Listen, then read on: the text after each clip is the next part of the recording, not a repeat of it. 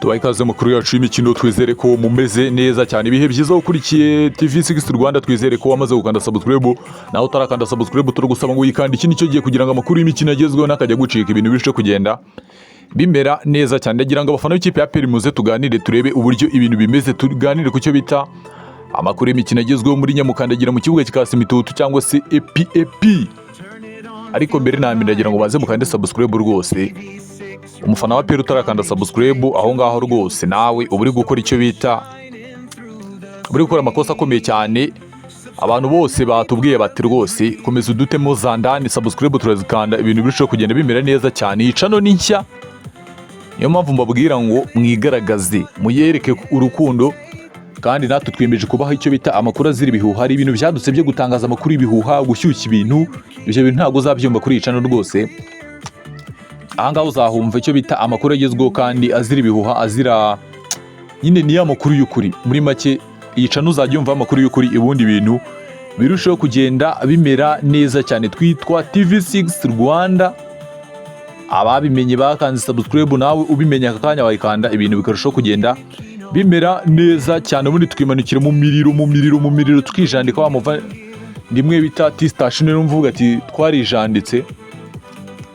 Ariko mbere na mbere banyarwandakazi, ikintu nabanza kubabwira rwose ni ukubabwira ngo mudushyigikire, mudutere inkunga yanyu ya subscribe, mudutere inkunga yanyu, muduhe ibitekerezo, mutubwire icyo twakongeramo, mutubwire icyo twakuramo, kugira ngo ikiganiro kibe cyiza kandi kibaryohere, ibintu birushaho kugenda bimera neza cyane, ibintu birushaho kugenda biba amata n'ubuki rwose kuri TV6 Rwanda.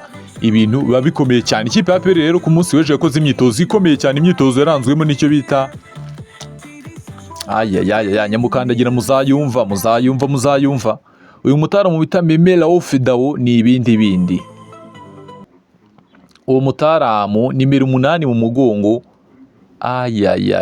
bamwita Memela Ofidao. Uyu mutaramu w'umunya Burkina Faso azi umupira wenda karite ze nabonye.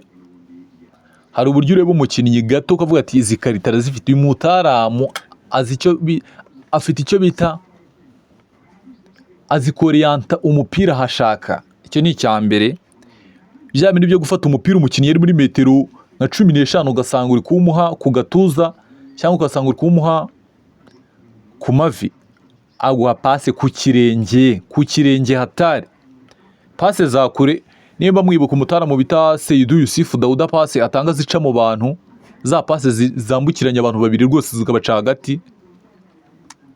Uyu mutaramu nawe nabonye rwose ari hejuru ku kijyanye no kubatanga no gutanga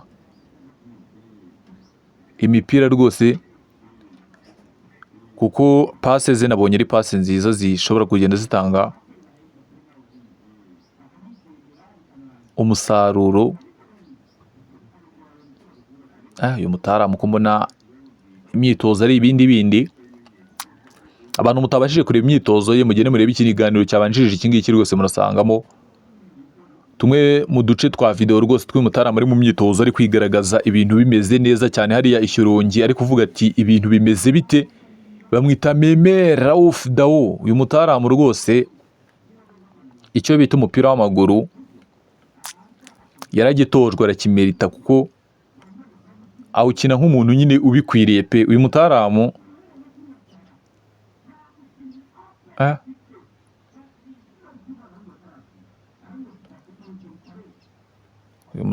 ko mbona ari ibindi bindira. Abafana b'ikipe ya APR mumeze mute ko mukonje, mumeze mute?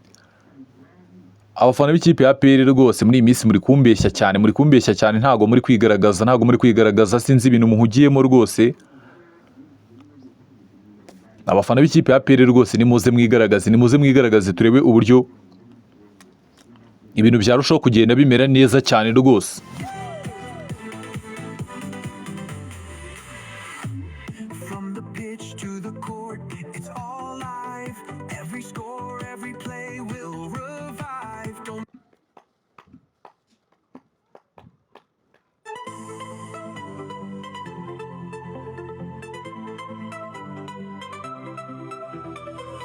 Turn it on, feel the vibe, it's true.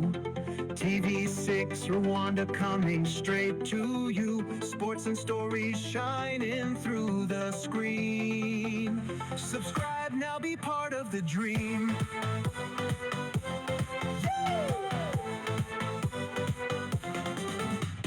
Click that button, don't hesitate. Stay in the loop, it's never too late. Amakuru Yimikino, bright and clear. TV6 Rwanda bringing you near. Click that button, don't hesitate. Stay in the loop, it's never too late. Amakuru Yimikino, bright and clear. TV6 Rwanda bringing you near.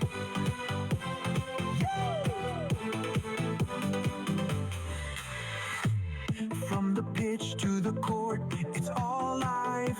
Every score, every play will revive. Don't miss a moment, don't miss the scene. Subscribe now, join the winning team. Click that button, don't hesitate. Stay in the loop, it's never too late. Amakuyu Yimikino, bright and clear. TV6 Rwanda bringing you near. Feel the passion,